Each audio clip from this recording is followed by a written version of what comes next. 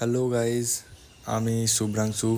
আমি আজ করতে চলেছি ডিউক 200 BS6 মডেলের টপ র্যাক আনবক্সিং, যেটা এসেছিলো এইচটি টেক কোম্পানি থেকে, বা বলতে পারো এইচটি এক্সস্ট কোম্পানি থেকে। সো প্যাকেটটা কেটে ফেললাম, তারপর টপ র্যাকটা বার করলাম। তোমরা নিশ্চয়ই চেক করতে পারছো, প্যাকেজিং খুব ভালোভাবেই করা আছে। সো দেখা যাক প্রোডাক্টটা কীরকম পুরোটা আনবক্সিং করার পর। আর এই প্রোডাক্টটা আমার কাছে আসতে ওই রকম ধরো না 10 দিন মতো টাইম লেগেছে, ঠিক আছে। আর এই যে শপটা, কোম্পানি বলতে গেলে এটা অ্যাকচুয়ালি একটা শপ, এইচটি এক্সস্ট বলে।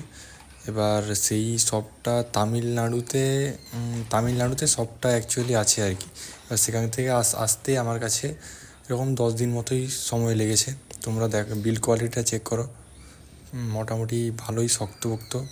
ভালোই বলতে গেলে মিনিমাম 4.5 কেজি মতো, কি 4.5 নয়, 3.5 কি 4 কেজি মতো ওয়েট আছে। ভালোই, এই দেখো ভালোভাবে ক্লোজ থেকে তোমাদেরকে দেখালাম, ভালোভাবে চেক করে নাও।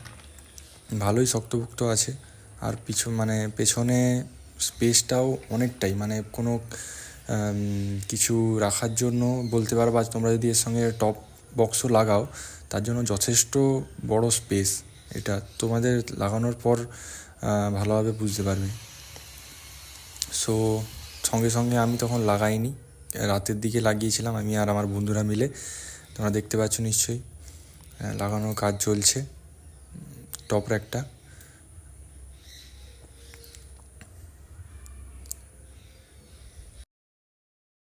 এইবার চেক করে নাও টপ র্যাকটা কীরকম লাগছে, টোটাল লুকটা।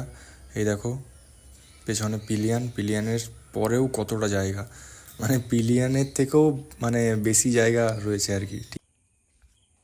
কোনো পিলিয়ান যদি বসে সে আরামে বসতে পারবে, কোনো অসুবিধাই হবে না তার। ভিডিওটা যদি ভালো লেগে থাকে প্লিজ লাইক, কমেন্ট, শেয়ার এবং সাবস্ক্রাইব করে দিও। দেখা হচ্ছে নেক্সট ভিডিওতে, ততক্ষণের জন্য বাই বাই।